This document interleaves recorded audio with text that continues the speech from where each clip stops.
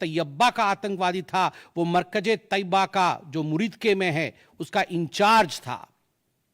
जब वो मरा तो उसके गार्ड ऑफ ऑनर, उसका जो जनाजा निकला, उसमें पाकिस्तान के आर्मी के अधिकारी थे, पाकिस्तान आर्मी के चीफ थे, पंजाब सीएम मरियम नवाज भी उसमें रही। आप सोचिए, ये एक सरकारी जमीन पर हुई और तमाम बड़े लोग, सरकारी लोग पाकिस्तान के उसमें शामिल हुए, जिससे कि यह सिद्ध होता है कि terror and the sponsors of terror are hand in glove together. आतंकवादी और जो आतंकवादियों को बढ़ावा देने वाले, वो एक साथ काम करते हैं। तो अजय जांडियाल मेरे सहयोगी इस वक्त साथ में जुड़ रहे हैं, मैं अजय के पास चलूंगा। अजय, आतंकी अब्दुल रऊफ की हम बात कर रहे हैं, वो तस्वीरें जो पूरी दुनिया ने देखी थी, जिसमें आतंकियों को पहले तो गार्ड ऑफ ऑनर दिया गया, पाकिस्तान में उन आतंकियों को झंडे में लपेटकर सम्मान दिया गया, उनको शहीद कहा गया, और उन आतंकियों का जो फातिहा पड़ रहा था हाफिज अब्दुल रऊफ, उसकी भी तस्वीरें बहुत ज्यादा वायरल हुई थी। पाकिस्तान को लगा कि भाई भारत यूएनएससी में एक्सपोज ना कर दे और ये सबूत के तौर पर पेश ना कर दे।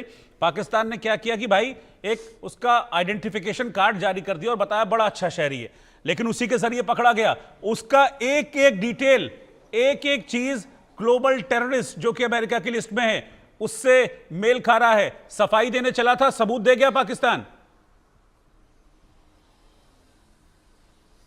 देखिए रोहित, बिल्कुल अगर आप देखें तो हाफिज सईद को लेकर भी तो यही चीज है। आप देखें तो मसूद अजहर को लेकर क्या है, सब जानते हैं कि आतंकी हैं, और सेना, आईएसआई, सरकार सब उन्हीं के नाम पर हैं।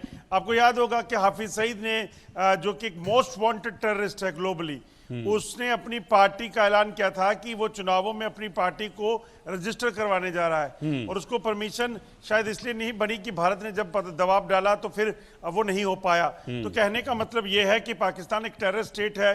रऊफ के जो सबूत मिले हैं, ये सबूत अब अंतर्राष्ट्रीय समुदाय के सामने भारत रखेगा, और खासतौर पर यूएनएससी में जब भारत जाएगा तो ये तमाम मुद्दे उठाएगा कि कौन सा देश है जो आतंकवाद के लिए अपनी सेना, अपनी आईएसआई, अपनी सरकार को कुर्बान कर सकता है या फिर उसे सहयोग दे सकता है। और इससे ज़्यादा सबूत क्या होंगे, ये सिर्फ रूफ ही नहीं बल्कि ऐसे कई 100 आतंकी मारे गए हैं, जिनमें कई कमांडर हैं, जिसकी चर्चा, जिसका जिक्र जो है खुद आज प्रेस कॉन्फ्रेंस में जो कल हुई थी उसमें किया गया था सुरक्षा बलों द्वारा, जिन्होंने इस ऑपरेशन जो सिंदूर है उसको चलाया है। तो कहीं ना कहीं ऐसे कई और बड़े सबूत पाकिस्तान को दिए जाएंगे, यूएनएससी को दिए जाएंगे, और एक्सपोज किया जाएगा पाकिस्तान को कि कैसे पाकिस्तान मासूम निहत्थे लोगों की हत्या जम्मू कश्मीर में इतने सालों से करवा रहा है, भारत में करवा रहा है। और जब उन आतंकियों पर कार्रवाई करता है भारत, तो इस आतंकिस्तान को, इस पाकिस्तान को उनका दर्द जागता है, इतना जागता है कि उसे एक आम शहरी बना दिया जाता है, उसके अलग डॉक्यूमेंट्स तैयार करके।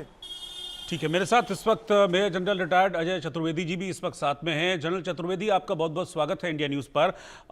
ये तो मान ही नहीं रहा, मतलब आप देखिए ना, पाकिस्तान को अभी भी डिफेंड कर रहा है। इतनी सारी चीजें हो गई, आतंक पर भारत ने अपना रुख स्पष्ट कर दिया, आतंक पर एक बड़ी स्ट्राइक भी हमने की, लेकिन एक आतंकी को बचाने के लिए इतना लंबा खेल खेल रहा है पाकिस्तान।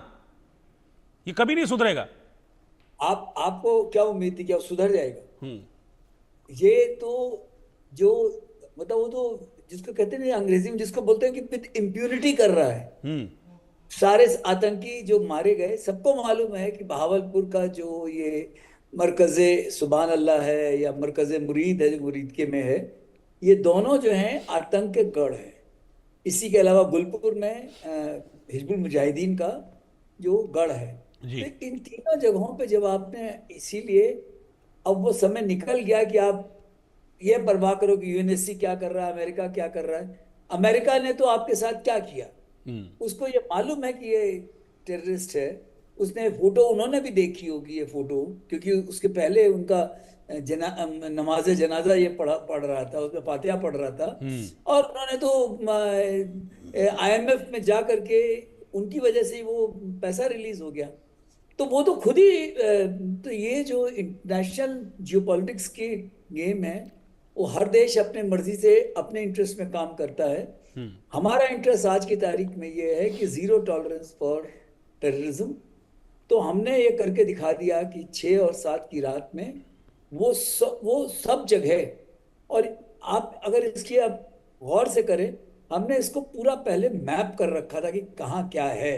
हमारे पास बहुत ही एक्शनेबल क्रेडिबल इंटेलिजेंस थी।